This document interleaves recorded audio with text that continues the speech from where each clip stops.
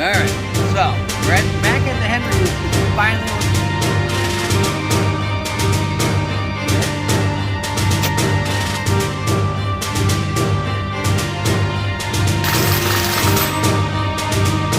call 219 here, and you're going to have a boring hunting story, so buckle in. Here we go.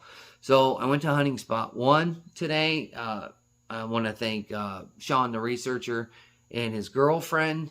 They came with me today, and we put in some work on the food plot. We put in some work on clearing some trees and making some new shooting lanes.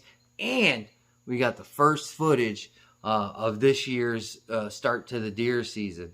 It's coming up quick. Small game is coming up. Dove will be coming up. Then you got squirrel, rabbit, so on and so forth. We'll be running all the small game stuff. But I'm after a certain guy, the big guy. The big guy I had an encounter with last year, and it was my only in-person encounter with him. And there was a pack of coyotes like, I don't know, 40, 50 yards away. And boy, he didn't take kindly to that. But I got to see him in the pale moonlight. A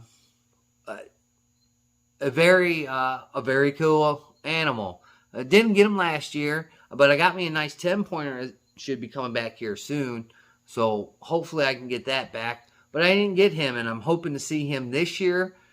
I don't know. He's a spotty fellow. If he didn't get taken, because where I hunt, there is a lot of hunter action there. So, I mean, I'm competing with, just as many people as the next guy. Hopefully he didn't get shot last year. That would be a real plus for me. But we pulled the camera footage today, and that's what we're going to be rolling in. And I'm going to tell you some mistakes that I've seen from what I've learned off social media. So stay tuned for that. Going back to where I used to live, there's a lot of land there, and took a couple of deer off that land. It was pretty cool, back-to-back years doing that. So that's a plus. But this year I'm hunting 2 smaller portions than what I did that year. That's the main thing. I'm talking small. Last year was a little bit struggle in the beginning. Equipment malfunction, so on and so forth. They got tight there, but I tagged out last year, and I shot quality deer. So that's always a plus. You can go back into the channel and find those videos. Some are a little graphic. I just want to warn you, showing you how to take backstrap out of a deer. YouTube gets a little frustrated on that, so I had to label it. You can see it pretty good. So this year, I see some problems with the food plot. What I've learned over the course of time on social media is watching people that are land conservation specialists for deer.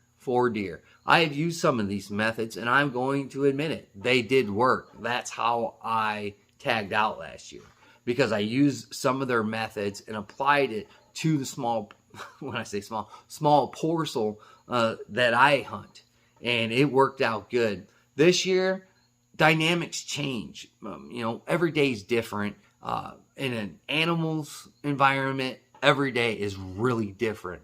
There's always something out there to get you. There's always forced, you got to be forced to go forage for your food and water, so on and so forth. So it's a trying day for a deer.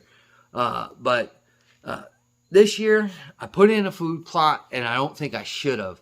A lot of the farmers, because unfortunately I compete with ag fields.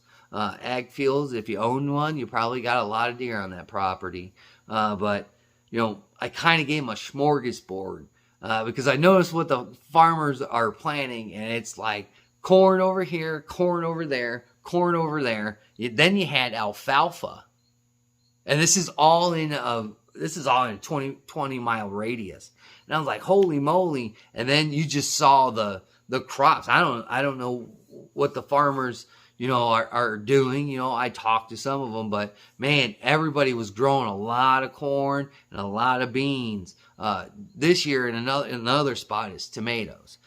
So I don't know much about farming, but there's a lot of options. And then I just threw in a bunch of options, which is, grasses, wheat, winter peas, things like that. just good, healthy nutrition food. I haven't fed any blocks or any of the stuff you just throw on the ground. I haven't fed that. This is going to be all natural like it has been years past. So I parked this stuff right in the middle of this area. And another thing that I really learned is doe factories are not good for bucks. They're not good for bucks, and that's what I've created here. Because yeah, the pictures are cool that you're about to see. These pictures are cool, but they create a problem. And shooting a decent buck last year makes me only want to grow these bucks, but it makes me want these animals to come back. And having this many does and fawns on a small parcel like this, I'm probably going to have to burn a doe tag there. And usually I use that spot to shoot a buck. Like I don't quite take a bunch of does, necessarily in that spot. I mean, I use that spot specifically to shoot a buck. That's how good that spot is. That's how many bucks that can show up there. This is one, we named it, well, Sean's girlfriend named it. This is Big Ben. He's either a 6 or 8. You can see him down here in the corner here. It's just a weird angle, and he took a weird route by the camera, like he knew it was there, and I only got the other end of him, the roast end of him. But he's a decent sized deer. That's a decent sized deer in the area. I'll show you another picture. I took these personally. I caught them. That it was 2 deer of a bachelor group of bucks that were in the field adjacent to where I was, and I was like, man, that's a good sign. That's the first time I've seen a lot of bucks together in that portion there. There's other people that I know, I don't want to call them out here, but they have good groups of bachelor bucks every once in a while, and that's good to see, because the big guys, they'll come around, man. I mean, that deer last year, man, I would have like half body mounted him. He was a strong 11. He was a strong 11. The story is my brother-in-law was driving down the road and he almost hit him because he was hopping after some does. He was a good one. He was a good one. So we did that today. Enjoy the pictures. It is what it is. I think there's some mistakes that I did this year, but the good thing about it, I have a little bit of time to change a little bit of the dynamics in that spot. I'm going to be using some other stuff this year that I'll talk about that I used last year that was really, really cool. That it's a gadget or gizmo, what I'm saying, but it really works out, and I believe in the product. So we'll use that again this year. So there's a lot more boring hunting videos to go.